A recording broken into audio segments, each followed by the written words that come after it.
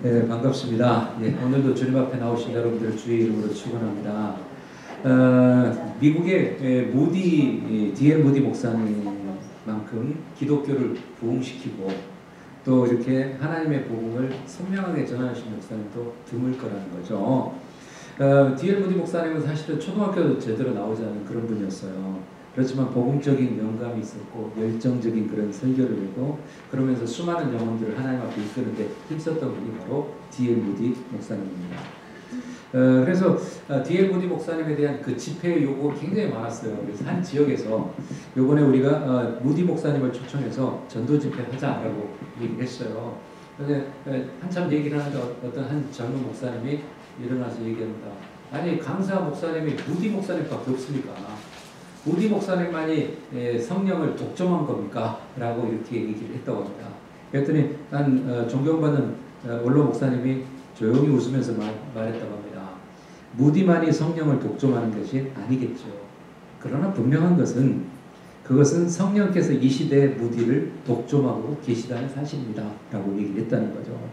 순간 장내에 박수가 터졌고요. 이 시대에 분명히 성령께서 쓰시는 사명자들이 있다는 거예요. 하나님께서 독점하시는 그 한 사람을 오늘도 주님은 찾고 계시다라는 거죠. 그래서 우리가 주님께 쓰임 받을 수 있다라는 게 큰 축복이고 성령 하나님이 우리를 찾고 계시는 그 한 사람이 되도록 우리 항상 노력하며 힘쓰는 저와 여러분들 되시기 바랍니다. 하나님께서 우리를 구원하기 위해서 예수님을 보내주셨고요. 그리고 또 예수님의 십자가의 은혜를 믿게 하고 우리를 구원을 완성하기 위해 성령 강림절에 성령 하나님을 보내주셨습니다. 그래서 그 성령을 근심하게 하지 말라라고 성경은 그렇게 얘기를 하죠. 그럼 우리가 어떻게 해야 성령을 근심하지 않고 성령을 기쁘시게 할 수 있을까? 어떻게 하면 성령 하나님을 우리가 기쁘시게 하실 수 있을까라고 하는 것을 오늘 본문을 통해서 우리 함께 찾아가도록 하겠습니다. 첫 번째로는요, 우리가 성령 하나님을 기쁘시게 하는 방법이 있습니다. 이게 바로 거짓을 버리고 참된 것을 말해야 된다라는 거죠. 25절에 보죠. 그런즉 거짓을 버리고 각각 그 이웃과 더불어 참된 것을 말하라. 이는 우리가 서로 지체가 됨이라라고 얘기합니다. 왜 거짓을 버리라고 했습니까? 우리가 서로 지체가 된다라는 거죠. 그래서 여러분은 우리 모두 이웃 사람들과 더불어 지체가 돼 있다. 지체는 뭐냐면 몸에 붙어있는 우리가 손과 발과 팔과 뭐 이런 거예요. 그래서 우리가 예를 들어서 팔 한쪽이 떨어졌다. 그럼 우리가 굉장히 불편한 거죠. 그리고 우리가 온전한 사람의 모습이 아니라는 거예요. 이게 다 예수 그리스도라는 몸에 의해서 우리는 다 붙어있는 하나의 지체다라는 거죠. 그래서 우리에게는 얘기하는 거죠. 거짓을 말하지 마라. 거짓을 버려야 된다라고 얘기합니다. 우리가 거짓말을 하여 속이고 속아서 넘어가면 서로 피해를 입기 때문에 거짓말 하지 말라는 거예요. 인도의 간디라고 하는 사람은 이런 얘기를 했습니다. 한 방울의 독약이 전체 우유를 먹을 수 없게 만들듯이 작은 거짓말도 사람을 못 쓰게 만든다 라고 얘기했습니다. 솔로몬 왕은 또 이런 얘기를 하죠. 속이는 저울은 여호와께서 미워하시나 공평한 추는 그가 기뻐하시느니라. 진실됨이 얼마나 중요한가라는 것을 우리에게 말해주고 있는 겁니다. 미국의 템플대학의 러셀 코넬 박사님이 그분이 한 연구를 했어요. 한 프로젝트를 가지고 미국에서 성공한 말하자면 백만장자들을 조사를 쭉 해봤다고 합니다. 그래서 몇 명을 조사했냐면 백만장자 600명을 이렇게 조사를 해봤대요. 600명을 쭉 조사를 해보니까 그들의 공통점이 나오더라는 거죠. 공통점이 뭐냐라고 하니까 결론이 딱 한 가지인데요. 그들 모두 정직한 사람이었다. 한번 말한 것은 꼭 지키고 빚은 꼭 갚고 정직했다라는 게 그들의 백만장자의 공통점이었다는 겁니다. 그래서 우리는 그렇습니다. 부자들이 그런 특징이 있구나라고 하는 것을 우리 또 생각할 수도 있는 거죠. 세계 사람들이 가장 많이 사용하는 언어가 있다고 합니다. 우리가 주로 많이 사용하는 영어는 세계 사람들이 사용하는 언어 중에 3등이라고 합니다. 3등이에요. 그래서 보통 세계에서 한 5억 명 이상이 사용하고 있는 언어가 영어라고 합니다. 그래서 여러분들이 아주 젊었을 때, 어렸을 때도 그런 얘기를 들었을 거예요. 영어를 해야 너희들이 앞으로 살기 좋을 거다. 영어를 해야 너희들이 앞길이 열릴 거다. 그런 얘기 부지기 많이 들었을 거라는 거죠. 근데 세계 3위라는 거예요. 영어가. 그 다음으로 세계 사람들이 많이 사용하는 언어 중에 하나가 중국어라고 합니다. 중국어는 한 13억 명 정도 사용을 하고 있다고 합니다. 그러면 1위는 어떤 언어일까? 1위는 어떤 언어일까요? 1위는 바로 다른 언어가 아니라 거짓말이라고 합니다. 1위는 전 세계 80억 명이 다 사용하는 언어라는 거죠. 그게 바로 거짓말이라고 합니다. 우리는 거짓말이 이렇게 팽배한 시대에, 거짓이 아주 진실처럼 이렇게 말해지는 그런 시대에 우리 크리스찬은, 적어도 나와 하나님과의 관계에서 나는 적어도 진실한 크리스찬으로 살아가도록 노력하는 그런 한 사람이 되시길 바랍니다. 본문을 기록한 사도 바울 당시에 너무도 많은 거짓말을 했어요. 사람들이. 거짓이 팽배했다는 거죠. 그래서 성령을 받은 성도가 제일 첫 번째로 해야 될 게 뭐냐? 바로 거짓을 버리라 라고 얘기를 했다는 거죠. 왜? 세상 사람들과 우리 예수 믿는 사람들은 구별점이 있어야 됩니다. 그 구별점이 진실하냐 거짓이냐 라고 하는 것으로 구별됐다는 거죠. 그래서 거짓말을 하면 또 다른 거짓말을 하고요. 또 계속적으로 그게 이제 또 다른 거짓말을 덮고 해야 되니까 계속 거짓말합니다. 그러다 보면 거짓말이 습관이 된다는 거죠. 그래서 우리는 그런 사람을 뭐라고 그러죠? 거짓말쟁이라고 합니다. 거짓말쟁이라고. 그래서 예수님께서 그런 말을 하셨습니다. 요한복음 8장 44절에 보면 너희는 너희 아비 마귀에서 났으니 너희 아비의 욕심대로 너희도 행하고자 하느니라. 그는 처음부터 살인한 자요 진리가 그 속에 없으므로 진리에 서지 못하고 거짓을 말할 때마다 제 것으로 말하나니 이는 그가 거짓말쟁이요 거짓의 아비가 되었습니다. 그래서 우리가 거짓말이 사실은 하나님으로부터 나온 게 아니라 마귀로부터 나왔구나 라고 하는 걸 우리가 잊지 말아야 된다는 거죠. 그래서 거짓말을 자꾸 하면 마귀의 자식이 되고 신용을 잃어버리고요. 결국에는 설 자리가 없게 됩니다. 그래서 여러분들 거짓말을 정말 많이 하는 사람들을 보면 여러분들이 그런 얘기하죠. 야, 저 사람은 어디서부터 어디까지가 진실이고 어디서부터 어디까지가 거짓인지 우리가 도대체 알 수 없다라고 그런 얘기를 합니다. 그런 것처럼 우리는 거짓말이라는 게 참 우리의 삶에서 유익하기보다는 우리의 인간관계를 단절시키는 거고요. 우리의 설 자리를 없게 만드는 거예요. 성경은 우리가 거짓을 말하지 말고 진실돼야 된다라고 하는 거죠. 그래서 시편 5편 6절은 그렇게 얘기하죠. 거짓말하는 자들을 멸망시키리라 라고 얘기하고요. 시편 101편 7절은 그렇죠. 거짓말하는 자는 내 목전에서 서지 못하느니라 라고 얘기합니다. 골로새서 3장 9절은 그래요. 너희가 서로 거짓말을 하지 말라. 성경은 거짓말 하지 말라고 계속 얘기를 합니다. 이외에도 굉장히 많은 본문들이 있는데요. 우리가 거짓말 하지 말아야 된다는 거예요. 여러분 거짓말을 버리고 참되게 살아 내 안에 계시는 성령님을 기쁘게 하시는 저와 여러분들 되시길 주님의 이름으로 축원합니다. 두 번째로 성령님을 기쁘시게 하는 것은 뭘까요? 바로 분을 내지 말고 마귀에게 틈을 주지 말아야 된다는 거예요. 분을 내어도 죄를 짓지 말며 해가 지도록 분을 품지 말고 마귀에게 틈을 주지 말라.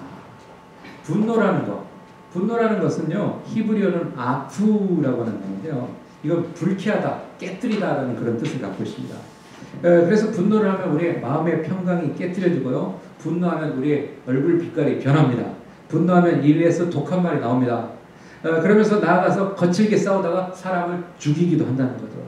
화가 나면 누구나 그 감정을 참기 어려운 거예요. 그래서 옛날에 이렇게 이제 우리 선조들 가운데 선비들은 주로 책을 보고 마음을 다스리고 그런 사람들 아니에요. 그런데 우리 옛날에 선비들조차도 그랬다고 합니다. 사람의 감정 중에서 분노가 가장 다스리기 어렵다고 이렇게 얘기를 했다는 거예요. 성리학의 창시자인 주자라는 사람도 그런 얘기를 했더라고요. 나의 기질상의 병통은 대부분 분노와 원망을 다스리지 못하는 데 있다. 그러니까 주자라는 사람도 굉장히 많은 영향력을 미쳤던 사람이지만 자기 기질상의 병통이 있는데 뭐냐면 바로 분노와 원망을 다스리지 못합니다. 그래서 분노와 원망이 자기에게 굉장히 어려움이 들어요. 여러분들도 그러죠. 그래서 분노와 원망 얼마나 다스리기 쉽지 않아요. 그래서 이렇게 우리 한국 사람들은 우리가 그러잖아요. 우리의 성질 가운데, 성품 가운데 불같다라고 하는 그런 얘기를 하죠. 물론 그렇지 않은 사람도 있어요. 그러나 불같다라고 얘기해요. 왜 불같냐? 우리 평소에는 괜찮다가 막 이렇게 화가 나면 막 쏟아내는 이런 것 때문에 우리 성질이 불같다라고 얘기를 하죠. 그러나 우리가 이 불같은 성질도 예수 안에서 우리가 성령 하나님 나를 다스려 주시고 나를 또 이렇게 하나님 텐션을 좀 낮춰주셨죠. 우리가 분내지 않게 해주십시오라고 우리 항상 기도하면서 우리가 우리 힘으로는 되지 않는 거기 때문에 하나님께 손길을 우리가 구하며 살아가야 될 거라는 거예요. 성경에 보면 가인이라는 사람이 동생 아벨을 돌로 쳐 죽였어요. 그 원인이 뭐냐면 성경에 보면 분노했다는 거죠. 분노했다는 거예요. 그래서 분노했기 때문에 자기 동생을 돌로 쳐 죽였습니다. 사울왕도 분노해가지고 자기 사위 다윗을 죽이려고 했다는 거예요. 잠언서는 그렇게 얘기합니다. 잠언 16장 32절은 그렇게 얘기해요. 노하기를 더디하는 자는 용사보다 높고 자기의 마음을 다스리는 자는 성을 빼앗는 자보다 낫다. 야고보서는 그렇게 얘기해요. 야고보서 1장 19절은 그렇게 얘기합니다. 내 사랑하는 형제들아 너희가 알지니 사람마다 듣기는 속히하고 말하기는 더디하며 성내기도 더디하라. 그런데 우리는 상대가 말이 아직 끝나기도 전에 먼저 말하죠. 말해버리는 경우 있죠. 그리고 우리가 성을 잘 내잖아요. 그런데 성경은 성내기도 더디하라 라고 이렇게 얘기를 합니다. 그러나 실수로 분을 냈더라도 죄를 짓지 말고 해가 지도록 분을 품지 말고 마귀에게 틈을 주지 마라. 우리가 분내면 우리가 화를 내면 마귀가 우리의 틈을 파고든다. 그래서 우리가 인간관계도 어렵게 만들어버리고 모든 상황을 어렵게 만들어버린다는 거예요. 그래서 우리가 분내지 말자라는 거. 여러분 순간적인 실수로 분을 내어도 분을 가라앉히고 빨리 풀어서 분을 오래가지 않도록 해야 된다는 거예요. 분노를 오래 가지고 있으면 우리 마음 가운데 평안이 사라집니다. 그리고 또한 여러분들 혈압 올라가요. 그리고 잠도 잘 안 옵니다. 건강이 나빠집니다. 그래서 결국에는 나 자신에게 손해라는 거죠. 분노를 오래 가지고 있으면 그 분노의 틈을 타고 마귀가 쳐들어와 마귀의 지배를 일시적이든 조금 더 길게든 우리가 마귀의 지배를 받게 된다. 우리가 잘 알고 있는 세계를 이렇게 한동안 이렇게 통치를 하려고 했고 세계를 완전히 통일하려고 했던 징기스칸이라는 사람은 잘 알 거예요. 근데 징기스칸이 항상 매를 한 마리를 데리고 다녔다고 합니다. 그래서 매에게 먹이를 주고 항상 자기와 동고동락하는 그런 자기가 말하자면 애완 동물이었던 거죠, 매가. 그런데 하루는 사냥을 마치고 이제 징기스칸이 왕궁으로 돌아오는데 손에 들고 있던 매를 공중으로 날리고 이제 자신이 목이 말라 물을 찾았다고 해요. 그런데 마침 그때 가뭄이어가지고 개울물도 말라버리고 그래서 이제 물을 어디서 먹나라고 했더니 바위 틈에서 물이 똑똑똑 떨어지는 걸 봤어요.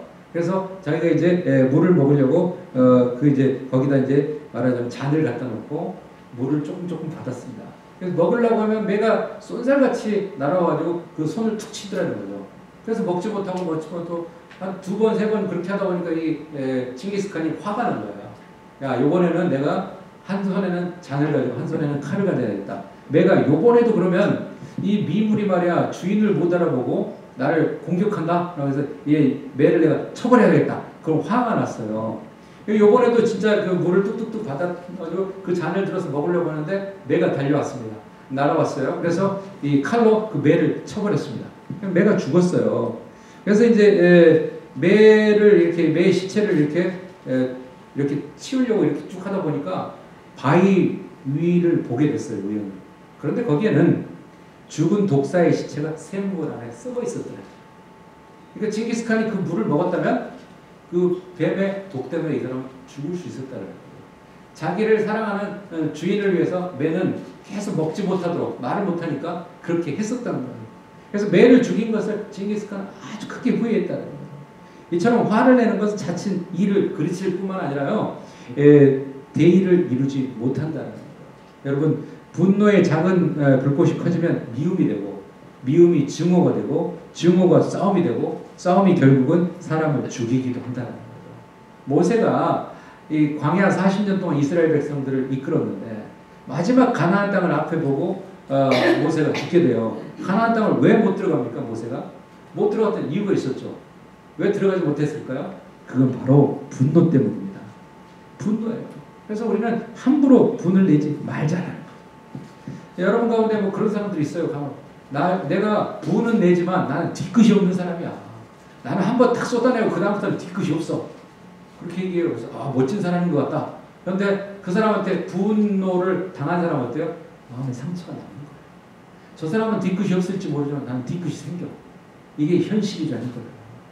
그래서 우리는 당하는 사람의 상처가 얼마나 큰가라는 것도 우리가 또 생각을 해봐야 된다는 거예요.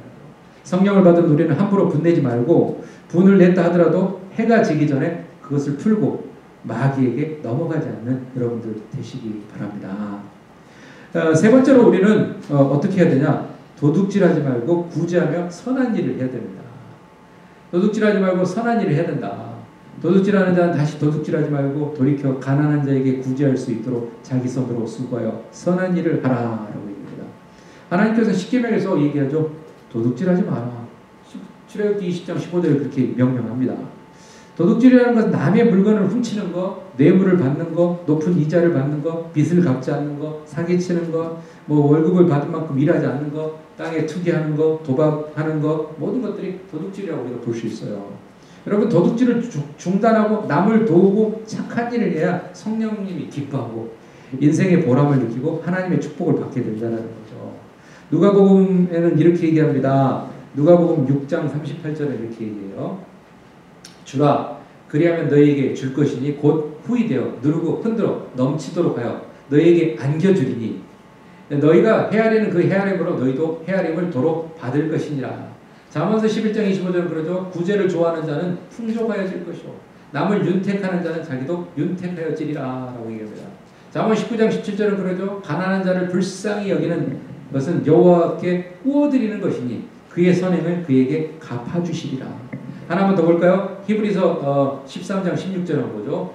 오직 선을 행함과 서로 나누어 주기를 잊지 말라. 하나님은 이 같은 제사를 기뻐하느니라 라고 얘기합니다. 그래서 성령 하나님이 우리에게 왜 이런 것들을 누리고 살 수 있도록 해주셨을까? 우리에게 나누고 정말 구워주고 그런 것을 잊지 말라고 우리에게 주셨다는 걸 기억하시기 바랍니다. 여러분, 하나님이 기뻐하는 구제를 하면 없어지는 게 아니라 하나님이 갚아주시고 하나님이 축복하신다는 거예요.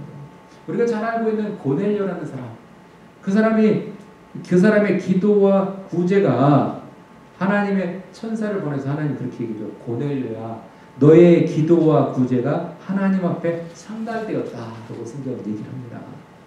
로마의 철학자인 세네카는 그렇게 얘기해요. 남에게 선을 베푸는 자는 자기 자신에 대해서도 선을 베푸는 자다라고 이렇게 얘기합니다. 여러분, 다른 사람을 행복하게 하면 자신도 행복하고요. 다른 사람을 성공시키면 자신도 성공하고 다른 사람을 도와주면 도움을 받게 된다는 것을 기억하시기 바랍니다. 한국에 지금은 뭐 고인이 됐지만요. 한국유리라고 하는 그 회사의 창업주이시면서 회장이었던 최태석 장로님이 계십니다. 이 최태석 장로님은 생전에 어려운 교회와 많은 사람들을 도우며 살았다고 합니다. 최태석 장로님이 살아생전에 이런 말을 했다고요.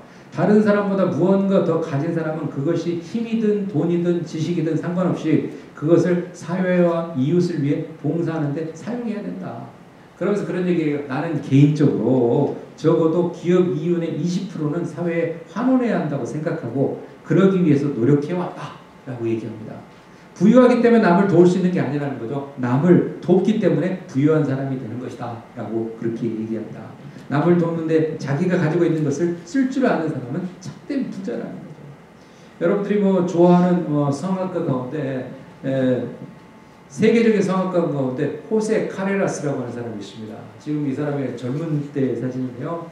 이 사람은 1996년에 권위 있는 음악진 클래식 CD라고 하는 잡지에서 독자와 음반 소비자를 통해서 호세 카레라스를 클래식 음악계 전체를 통틀어서 최고의 아티스트로 선정이 됐어요. 그런데 그 사람이 왜 그렇게 됐느냐?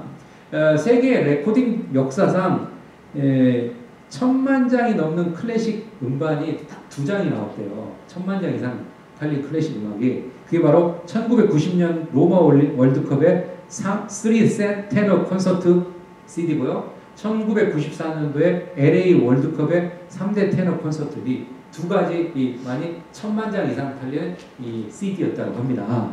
카레라스가 바로 그 2장의 주인공인데요. 전 세계를 통틀어서 가장 위대한 음악인이라고 칭송을 받는데 그에게도 환란이 있었대요. 41세 때 그 사람이 백혈병으로 쓰러졌다는 거예요. 41세라면 한참 일해야 되는 그런 나이고 이 사람은 세계 그 음악계 거장으로서 주목받는 그런 사람이었어요. 이 호세 카레라스는 오페라 라보엠의 주인공을 맡아서 열정적으로 연습하고 있다가 연습하다 갑자기 쓰러졌답니다. 그래서 병원으로 옮겨졌대요. 옮겨져서 병원에서 확인해 보니까 이 사람이 백혈병이었다. 그래서 호세 카레라스는 절망하고 그런 가운데서 절망하고 포기하지 않았다는 거예요. 왜냐하면 그 사람에게는 복음이 있었고 그 사람은 하나님을 믿었기 때문에 십자가의 돌을 붙잡았다는 거예요. 그래서 극한 상황 가운데서 하나님의 손길을 붙잡고 있었대요. 하나님께 간절히 기도했답니다. 나의 생명을 연장해 주신다면 남은 평생 주를 위해 충성하겠습니다. 라고 간절히 기도했대요. 그래서 골수 이식 수술과 그리고 힘든 화학 치료를 다 견뎠대요. 머리카락이 빠지고 손톱 발톱이 다 떨어지는 그런 아픔도 있었지만 그 참고 견뎠대요. 그러나 찬송과 기도를 멈추지 않았다고 합니다. 그러는 가운데 하나님께서 그의 기도를 들어주셔가지고요. 이제 그의 삶은 자신의 것이 아니었다는 거예요. 그래서 기적과 같은 이 하나님 안에서 치유의 역사를 갖고 난 이후에 호세 카레라스는 그의 전 재산을 팔아서 스페인의 바르셀로나에서 호세 카레라스 백혈병 재단을 세웠다고 합니다. 그래서 그가 그때부터 공연의 수익금을 전부 이 재단에 다 보냈다고 합니다. 그래서 때로는 질병도 은혜가 될 때가 있다. 나는 백혈병과 싸움을 통해서 나보다 남을 아는 사람이 되었다. 이제 나는 단순히 노래만 부르는 것이 아니라 하나님을 증거하고 절망에 빠진 사람에게 소망을 주는 인생을 살기 원한다라고 이렇게 고백을 했습니다. 개울의 아름다운 음악은 돌이 있기 때문이라고 합니다. 물이 흘러내려가는데 왜 돌이 나의 앞길을 막냐라고 이렇게 개울물은 그 돌에게 불평하지 않는다고 해요. 사람은 고난당할 때 자신을 정직하게 성찰하고 겸손해지고 정결해진다고 합니다. 고난이 항상 불편하고 힘겹고 불필요한 것만은 아니라는 거예요. 시편 기자는 그럽니다. 고난당하는 것이 내게 유익이라 라고 얘기를 합니다. 이로 말미암아 내가 주의 율례를 배우게 되었나이다 라고 고백합니다. 로마서는 또 이렇게 얘기합니다. 다만 이뿐 아니라 우리가 환난 중에도 즐거워하나니 이는 환난은 인내를, 인내는 연단을, 연단은 소망을 이루는 줄 알미로다 라고 얘기를 합니다. 여러분 물질로 하든 몸이나 말로 하든 다른 사람을 도와주면 하나님이 기뻐하며 축복해 주시고 마음의 보람과 기쁨이 있게 되는 것을 믿으시기 바랍니다. 축복을 받은 만큼 하나님의 말씀을 깨달은 만큼 남을 도와주어서 성령님이 기뻐하는 그런 삶을 사시는 저와 여러분들 되시기 바랍니다. 네 번째로요. 더러운 말을 하지 말고 선한 말을 해야 된다는 겁니다. 여러분 더러운 말, 쓸데없는 말, 허망한 말, 남을 해치는 말, 악담, 저주 그런 말은 하지 말라는 거예요. 그리고 덕을 세우는 말을 하라라고 얘기합니다. 잠언서는 그렇게 얘기합니다. 사람의 입에서 나오는 열매로 말미암아 배부르게 되나니 곧 그의 입술에서 나는 것으로 말미암아 만족하게 된다라고 얘기를 해요. 또 잠언서 18장 21절은 그렇게 얘기합니다. 죽고 사는 것이 혀의 힘에 달렸나니라고 얘기를 하고 있습니다. 우리는 이 혀라는 거 참 중요한 거죠. 그러나 성경은 정말 이것을 절제하고 조심하게 사용해야 된다라고 하는 것을 얘기를 합니다. 마태복음 12장 36절 37절은 그럽니다. 내가 너에게 이르노니 사람이 무슨 무익한 말을 하든지 심판날에 이에 대해서 신문을 받으리니 내 말로 의롭다함을 받고 내 말로 정죄함을 받으리라. 이런 말을 우리가 듣게 되면 정말 이 말하는 거 정말 조심해야 되겠다는 그런 생각을 할 거예요. 유대인들이 즐겨보는 이 탈무드라는 지혜 서적에는 이런 말이 있습니다. 말이 입안에 있을 때는 내가 말을 지배하지만 말이 입 밖에 나오면 말이 나를 지배한다. 여러분 말이 입안에 있을 때는 어떤 말을 하든지 상관이 없어요. 내가 지배하니까. 그러나 말이 입 밖으로 나오면 그 말로 인해서 우리가 망신을 당하기도 하고 고통을 당하기도 한다는 거예요. 어떤 의사 선생님이 이런 얘기를 하더라고요. 사람의 뇌세포의 98%는 뇌세포의 98%가 말의 지배를 받는다. 그래서 말을 하는 것이 뇌에 영향을 미쳐가지고요. 그 사람의 인생과 행동이 그 말을 따라가게 된다는 거예요. 그러므로 나는 할 수 있다는 긍정적인 말을 해야 되고요. 나는 행복하다는 말, 나는 승리한다는 말 하면 그대로 되더라는 거예요. 그래서 의학계에서는 노시보 현상이라는 말이 있는데요. 노시보라는 말의 뜻은 의사의 말 한마디가 환자를 살리기도 하고 죽이기도 하더라는 거예요. 그래서 실험을 했는데 그냥 밀가루로 만든 약을 가지고요. 의사가 이거 소화제입니다 라고 했더니 위가 좋지 않은 사람이 그 약을 계속 먹었는데 나중에 조사해보니까 밀가루였는데 위에 호전이 있었다는 거예요. 이게 바로 노시고 효과의 대표적인 거라는 거죠. 그래서 우리는 부정적인 말, 더러운 말, 다른 사람에게 상처를 주는 말을 하지 말고 우리는 성령님이 기뻐하는 덕을 세우는 말을 하시기 바랍니다. 빌 게이츠는 그렇게 얘기를 해요. 세계 모든 가정, 모든 책상 위에 반드시 하나 이상의 컴퓨터가 놓여있는 세상을 만들겠다는 말 했는데 그대로 되더라고요. 영화 감독 스티븐 스필버그는 그렇게 얘기하면 나는 세계 최고의 이야기꾼이 되겠다라는 말을 늘상 했다고 합니다. 그런데 그 말대로 그가 만드는 영화마다 인기를 누렸다는 거죠. 어떤 예쁜 여대생이 정신과 병원을 찾았대요. 그는 고등학교 때까지 성적이 굉장히 좋았는데 그 이후에 점점 이렇게 성적도 좋지 않고 굉장히 정신적으로 좋지 않더라는 거예요. 그래서 의사를 찾아가서 상담을 했어요. 상담을 했는데 그 원인이 발견됐습니다. 원인이 뭐였냐면 그의 아버지가 딸을 볼 때마다 야 예쁜 딸 너는 잘 될 거야 너는 하나님의 축복할 거야 라고 그런 말을 해주는 게 아니라 그 아버지가 그렇게 얘기했대. 야 이 바보야 너는 왜 그렇게 얼간이 짓을 하냐. 그 말을 딸을 볼 때마다 그렇게 했다는 거예요. 그렇다 보니까 어느 순간 이 딸이 그 말을 듣다 보니까 그 말대로 되더라는 거예요. 자신이 바보인가 라는 생각을 하고요. 점점 말하는 것, 생각하는 것, 행동하는 것이 바보가 돼가더라는 거예요. 결국에는 정신과 치료를 받게 되었다는 거예요.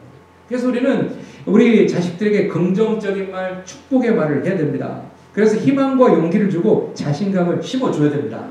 성령을 받은 우리는 더러운 말을 하지 말고 오직 덕을 세우는 말을 해서 듣는 자들에게 은혜를 끼치는 성령님을 기쁘시게 하시는 여러분들 되시기 바랍니다. 다섯 번째로 우리가 성령님을 기쁘시게 하려면 어떻게 해야 돼요? 성령님을 기쁘시게 하려면 우리가 다섯 번째로 성령을 근심하게 하지 말라라고 얘기합니다. 30절에 보면 이렇게 얘기하죠. 하나님의 성령을 근심하게 하지 말라. 그 안에서 너희가 구원의 날까지 인치심을 받았느니라 라고 얘기합니다. 우리가 한글 성경에는 그리고라는 단어가 빠져 있어요. 카이라는 단어가 빠져 있거든요. 이것은 앞부분에 더러운 말을 통해서 성령이 근심하게 된다라고 얘기하는 것과 연결되는 거예요. 그래서 우리가 이 원어에 헬라어 원어에 나온 카이라는 단어, 그리고라는 단어를 30절에 맨 앞에다 두면 그리고라는 말을 하면 조금 더 우리가 이해가 쉬워집니다. 그러면 여러분 왜 성령을 근심하지 말라고 했을까요? 왜 성령을 근심하지 말라고 했을까? 에베소서 1장 13절은 그렇게 얘기합니다. 너희의 구원의 복음을 듣고 그 안에 또한 믿어 약속의 성령으로 인침을 받았으니 라고 얘기합니다. 여기서 인쳤다라고 하는 것은 도장 인자를 씁니다. 하나님이 우리를 선택하고 구원하기 위해서 성령으로 도장을 찍었다는 말이에요. 사도 바울 당시에도요, 노예를 사서 쇠를 불에 달궈가지고 문신처럼 노예에게 불도장을 찍었다고 합니다. 짐승에도 그렇게 했지만 노예에게도 그렇게 했다는 거예요. 그래서 이걸 보면 그 문신을 보면은 야, 그 노예는 누구누구의 노예구나 라고 하는 주인을 표시하는 그런 거였다는 거죠. 그래서 불도장을 찍었다는 거죠. 하나님도 우리가 하나님의 자녀가 된 것을 확실하기 위해서 성령으로 우리에게 성령의 불로 도장을 찍었다는 것. 마찬가지로 본문의 30절에 인치심이라는 것은 바로 하나님께서 그리스도인의 소유되심을 나타내는 보증의 표라는 거죠. 한편으로 구원의 날이라는 것은 구원과 심판의 완성을 동반하는 주의 날 또는 그리스도의 날을 가리키고 있습니다. 성령은 성도의 일시적인 범죄로 떠나지 않습니다. 성령 하나님은 우리가 예수 그리스도를 구원자로 영접하고 내가 예수 믿기로 작정할 때부터 성령 하나님 우리 가운데 계시는데요. 우리가 뭐 한 번 거짓말했다, 우리가 한 번 나쁜 짓을 했다고 해서 성령님이 바로 떠나는 건 아니에요. 그러면 성령님 어떤 거냐? 성령님은 내 안에 역사하신다는 거예요. 성령님은 절대 떠나지 않고 우리 안에 계신다는 거예요. 그래서 성령의 하나님께서 우리 가운데 계시면서 우리를 인도하신다는 거예요. 그래서 그 인도하심을 따르지 않기 때문에 우리가 죄에 빠지는 거, 우리가 그 인도하심을 따르면 선한 영향력을 미치는 성령님을 기쁘시게 하는 그런 삶을 살게 된다는 거죠. 그래서 그 인도하심을 따르지 않고 자신을 더럽히고 성령을 근심하게 하는 거, 그거 하지 말라는 거. 다른 성도 여러분, 앞으로 남은 생애 동안 성령님을 근심하게 하지 말고 성령님이 기뻐하는 그런 삶을 사시는 저 여러분들 되시기 바랍니다. 믿음이 성숙해진다는 것은, 우리가 믿음의 틀이 커진다는 것은 그동안 상당히 과장되어 있던 나의 틀을 축소함과 아울러서 내 속에 가두어 있던 하나님의 틀을 본래의 크기로 확장시키는 것을 의미하는 겁니다. 신앙이 잘한다는 것, 신앙이라는 건 잘한다 라고 얘기합니다. 그렇기 때문에 아름답게 열매를 맺어야 됩니다. 신앙은 믿음의 틀을 잘 세워갈 때 가능한 일이라는 거죠. 우리가 행복한 삶을 이어가는 것도 틀을 바로 놓는 거예요. 틀이 맞지 않아서 자유함을 빼앗기도 합니다. 나의 틀에 하나님을 가두는 게 아니라 하나님의 틀에 나를 거기에 넣어서 넓혀가는 것. 그게 바로 우리가 성령 하나님이 기뻐하시는 그런 삶을 사는 거라는 거죠. 항상 참된 것을 말하고 분을 내지 말고 마귀에게 틈을 주지 말고 구제와 선한 일을 하며 선한 말을 하고 성령을 근심하지 않게, 그렇게 함으로써 성령 하나님을 기쁘시게 하는 그러한 삶을 사시는 여러분들 모두가 되시길 주님의 이름으로 축원합니다. 기도하겠습니다. 거룩하신 하나님 감사합니다. 부족하고 연약한 우리들을 사랑하시고 지켜주시며 우리가 예수 믿게 도와주시고 성령 하나님 우리를 인쳐주셨고 하나님이 너는 내 것이라고 해주셨는데 우리의 삶에서 항상 우리가 하나님 마귀의 자식처럼 우리가 때로는 항상 참된 것을 말하지 못하고 거짓을 말하고 분을 내고 그런 때가 너무 많았습니다. 하나님 우리가 이제 항상 참된 것을 말하며 분을 내지 않고 마귀에게 틈을 주지 않고 구제와 선한 일을 하면서 선한 말을 하고 성령을 근심하지 않고 성령 하나님이 기뻐하는 그런 삶을 살아가는 우리 모두가 되게 도와 주옵소서. 예수 그리스도의 이름 받들어 간절히 기도합니다. 아멘.